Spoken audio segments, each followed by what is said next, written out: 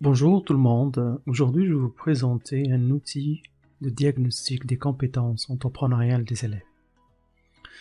Comme vous le savez tous, l'éducation à l'esprit d'entreprendre est devenue une priorité dans le système éducatif partout dans le monde, étant une sorte d'éducation qui a comme objectif de développer les compétences entrepreneuriales des élèves, telles que l'initiative, la créativité, la prise de risque, la définition et la résolution des problèmes, ainsi que le travail en équipe. Donc aujourd'hui, je vous présente un outil d'auto-évaluation des compétences entrepreneuriales des élèves. On part du cadre de référence, d'un cadre de référence qui regroupe l'ensemble des compétences. Ici, on a 15 compétences principales qui appartiennent à 3 catégories: idées, opportunités, ressources et actions.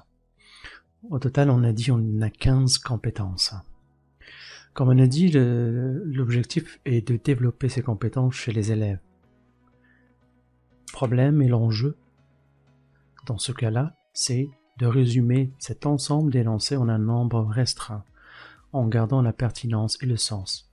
Deuxièmement, c'est de reformuler ces énoncés pour être appropriés et adaptés à l'âge des enfants. Et bien évidemment, essayer de définir chaque niveau de compétence pour que l'élève puisse comprendre la signification. Une alternative ou une solution qu'on a trouvée, qu'on pense pertinente, est le fait d'utiliser des emojis faciales pour déterminer le niveau de satisfaction ou le niveau d'accord, passant de tout à fait en accord jusqu'à tout à fait en désaccord.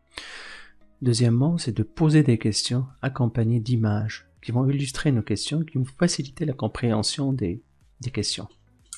Titre d'exemple, pour 2 questions par exemple, on pourrait imaginer ces 2 photos avec ces niveaux d'accord sous forme d'émoticônes. Une autre façon aussi, ce serait de proposer un jeu de cartes dans lequel on a les questions et les choix de réponse aussi. C'est une façon ludique aussi de faciliter la compréhension des questions et de faciliter aussi, bien évidemment, la réponse des élèves. Tout ça pour en sortir avec un questionnaire d'auto-évaluation qui comprend les 15 compétences dont on avait parlé au début. Et finalement, pour ressortir avec un outil qui est la roue des compétences entrepreneuriales, dans laquelle chaque enseignant va avoir un portrait de sa classe au niveau de chaque compétence qu'on vient d'étudier et au niveau individuel aussi, ça veut dire pour chaque élève et pour le groupe d'élèves. Merci de votre suivi.